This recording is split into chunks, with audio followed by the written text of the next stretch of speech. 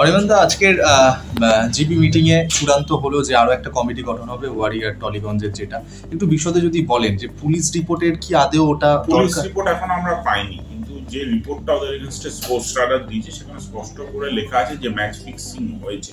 আচ্ছা। এবং ম্যাচে বেটিং এর ইনভলভমেন্ট আছে।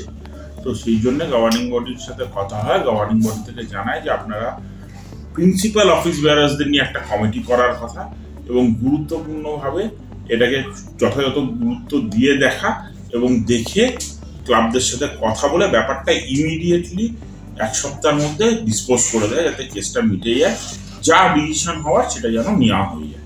যে পুলিশের তাহলে যদি রিপোর্ট পুলিশ পাঠায় বা কিছু, সেটাও কোনো গুরুত্ব দেওয়া হচ্ছে না নাকি, মানে এই বিষয়ে? যেহেতু পুলিশের রিপোর্ট এখনো অব্দি আমরা পাইনি এবং সিজন একদম দোরগোড়ায় পৌঁছে গেছে, তো ক্লাবগুলোর দোষ থাকলে তাদের শাস্তি হবে, দোষ না থাকলে তাদের শাস্তি হবে না, যারা দোষী তাদের শাস্তি হবে।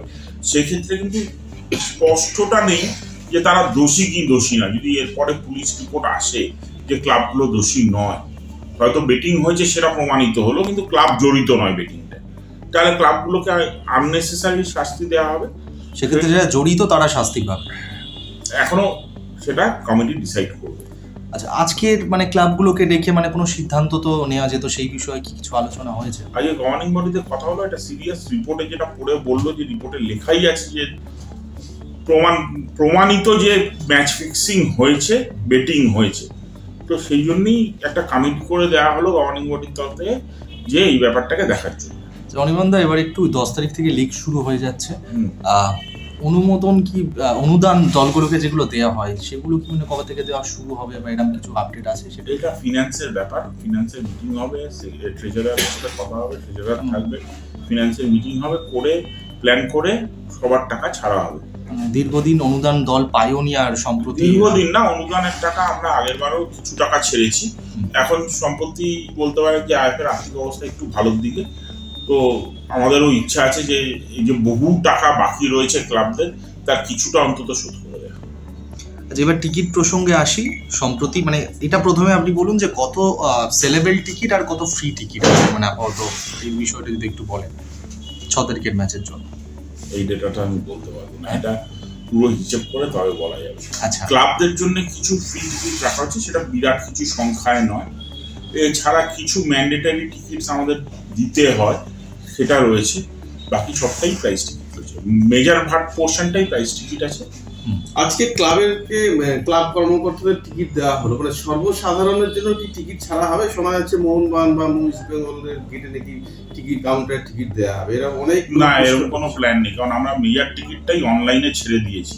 আমরা যদি সর্বসাধারণের জন্য দিতে যেতাম, আমাদের কাছে যে সীমিত সংখ্যক অফলাইন টিকিট রাখা ছিল, যেটা আমরা ক্লাবদের থ্রুতে দিচ্ছি, সেই টিকিটটা দিতে গেলে একটা গন্ডগোলের হাই চান্স ছিল। কারণ যদি আমরা ডিক্লেয়ার করি যে অফলাইন দেওয়া হবে, সেক্ষেত্রে সবাই ওখানে চলে যাবে এবং সেখানে যদি খুব কম মানুষ টিকিট পায়, বাকিরা টিকিট না পায়, সেখানে একটা বিশৃঙ্খলা সৃষ্টি হতে পারে, সেখানে একটা বাজে পরিবেশ তৈরি হতে পারে। সেটা অ্যাভয়েড করার জন্য আমরা অফলাইন টিকিট রাখি। আচ্ছা, এখনো পর্যন্ত যুবভারতীর যে ক্যাপাসিটি আছে, মানে টিকিট ছাপানো, মানে অ্যাপ্রক্স বলা যেতে পারে যে এত টিকিট ছাপা হয়েছে বা 62,000 টিকিট ছাপা হয়েছে। এর মধ্যে ম্যাক্সিমামটা কি প্রাইস টিকিট? হ্যাঁ। আচ্ছা, আর যুব ভারতীতে আমরা দেখেছি যখন ম্যাচ হয় তখন আইএসএল এর বলুন ক্লাবগুলো থেকে একটা প্রাইজ দিতে হয় যুব ভারতী থেকে। আইএফ এর তরফ থেকে কি কিছু এরকম দেওয়া হয়েছে, মানে কি দিতে হয়? মানে একটা প্রাইজ যে ভাড়ার জন্য যুব ভারতী ক্রীড়াঙ্গনে খেলার এই বিষয়ে, তো আইএফ এর তরফ থেকে কিছু টাকা কি দিতে হচ্ছে? দিতে হয়, হ্যাঁ, একটা টাকা দিতে হচ্ছে। আচ্ছা, আর হোটেল খরচা বা কিছু এরকম? এগুলো সবই আমরা দিচ্ছি। এই ম্যাচটার টোটাল কস্ট আইএফএ বিয়ার করছে। সবই আইএফএ। মানে এএফএ আপনারা কোনো রকম খরচ, মানে যে খরচ পাচ্ছেন না? ম্যাচটার রিলেটেড কোনো খরচাই আমরা এএফএফ থেকে নিইনি, পুরো ম্যাচটার খরচাই আইএফএ করছে। সেটাই আমাদের মূলত কথা হয়েছিল এএফএফ এর সাথে, যে পুরো কস্ট আমরা বিয়ার করবো যদি আমাদের ম্যাচটা করতে দেওয়া হয়। আমার মনে হয়েছিল বাংলার মানুষ বহুদিন খেলা দেখতে পায়নি, ইন্টারন্যাশনাল ম্যাচ, এই ধরনের ম্যাচ বহুদিন হয়নি। এটা একটা গুরুত্বপূর্ণ ম্যাচ, সেই জন্য আমরা কথা বলেছিলাম এবং জানিয়েছিলাম যে এই ম্যাচটা বাংলায় দেওয়া হোক, আমরা করতে চাই। তার যা যাবতীয় খরচা তখন আমাদের জানানো হয়েছিল, সেই খরচাটা কিন্তু তাহলে আইএফএ কে বিয়ার করতে হবে এবং আমরা তাতে রাজি হই। তো এই যে টিম আসছে, টিম থাকছে, তাদের যাতায়াত, গাড়ি ভাড়া, খাওয়া দাওয়া, যাবতীয় যা খরচা হয়েছে, এই ম্যাচ অফিসিয়ালরা আসছে, রেফারিরা আসছে, ম্যাচ কমিশনার আসছে, তাদের সব খরচা আইএফএ বহন করছে। একটা জিনিস খুব ভালো লাগলো যে আপনি এই যে ফ্রি টিকিট যে কনসেপ্ট এইটাকে তুলে দিয়েছেন বলতে গেলে, এটা খুব ভালো। মানে না, তুলে দিইনি, টিকিট ফ্রি আছে, সেটা খুব কম সংখ্যক দেওয়া হচ্ছে। কারণ আগে মানে বড় ম্যাচ বা ইন্টারন্যাশনাল ম্যাচ হলেই লোকের মধ্যে একটা ছিল যে ফ্রি টিকিটে খেলা দেখা, এই যে মানসিকতা এখান থেকে যে আপনি বার করে নিয়ে আসতে পারছেন, কারণ এটা করলে আইএফএ মানে কি বলবো, মানে একটা আর্থিক একটা খুব ভালো জায়গায় পৌঁছবে। সেই দিক দিয়ে এই ম্যাচটার পর আইএফএ কি একটা লাভজনক একটা মুখ দেখতে পারবে? আমি আশা রাখি যে কিছু লাভ তো হবেই। আমরা টিকিটের দাম কম্পারেটিভলি অনেক কম রেখেছি যাতে সব মানুষ আসতে পারে এবং এই পারচেস টিকিটের হ্যাবিটটা ডেভেলপ হয় মানুষের মধ্যে ফ্রি টিকিটের জায়গায়।